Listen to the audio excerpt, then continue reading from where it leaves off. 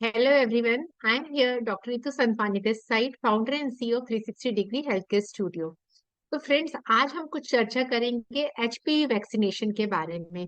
ये HPV vaccine क्या है, इससे रिलेटेड लोगों के दिमाग में बहुत सारी भ्रांतियां हैं। ये क्यों देना चाहिए और किसको देना चाहिए और इसके देने से क्या फायदे हैं।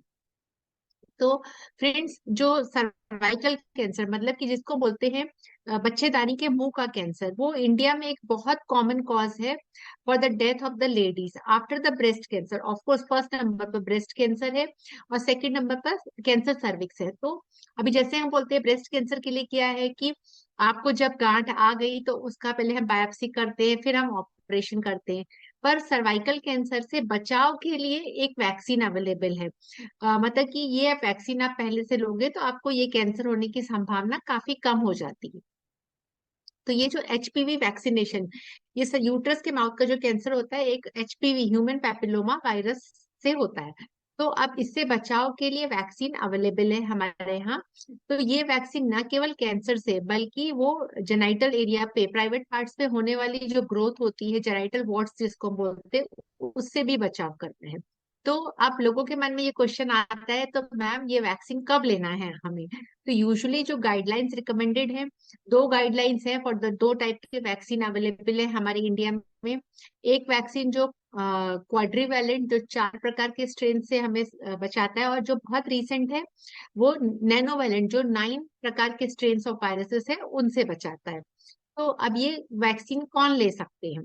तो वैक्सीन के लिए जो गाइडलाइंस है डिफरेंट वैक्सीन के लिए डिफरेंट है। मोटे तौर पर बताऊं तो 9 years to 45 years of age group में ये रिकमेंडेड है। तो क्या ये वैक्सीन मेल्स को भी रिकमेंडेड है? यस, क्योंकि यही वैक्सीन जो होता है मेल्स में होने वाले CA penis, CA NS, CA throat से भी बचाव करता है। इस वैक्सीन के ऐसे कोई साइड इफेक्ट्स नोटिस नहीं है। लेकिन ये वैक्सीन लेने के बाद भी जो हम आपको जांचें बताते हैं, जैसे कि पैप्समियर हो गया, एचपीवी टेस्टिंग हो गया, वो जिस प्रकार से हम बताते हैं उस प्रकार से चालू रखनी है।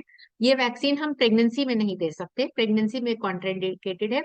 या बीइंग अ इनफर्टिलिटी स्पेशलिस्ट, बहुत सारे पेशेंट्स मेरे पास आते हैं कि जिनको प्रेगनेंसी नहीं हो रही है। तो आप प्रेगनेंसी के लिए जब हम ट्रीटमेंट शुरू करते हैं तो उस दौरान हमने एक इंजेक्शन दे दिया, तो बाकी के 2 इंजेक्शन हम पेशेंट को पोस्ट डिलीवरी देंगे। तो ऐसा 3 इंजेक्शन का कोर्स लेना कंप्लीटली पेशेंट के लिए बहुत जरूरी है। और ये वैक्सीन के द्वारा साथ में जो मैंने जैसा बताया कि जेनाइटल वॉर्ड से भी प्रिवेंशन होता है। जेनाइटल वॉर्ड्स जो होता है एक सेक्सुअली ट्रांसमिटेड डिजीज है जिससे भी प्रिवेंशन होता है। आज के लिए बस इतना ही, आगे फिर हम कुछ और अधिक जानकारी लेकर आपके पास में आऊंगी। नमस्ते।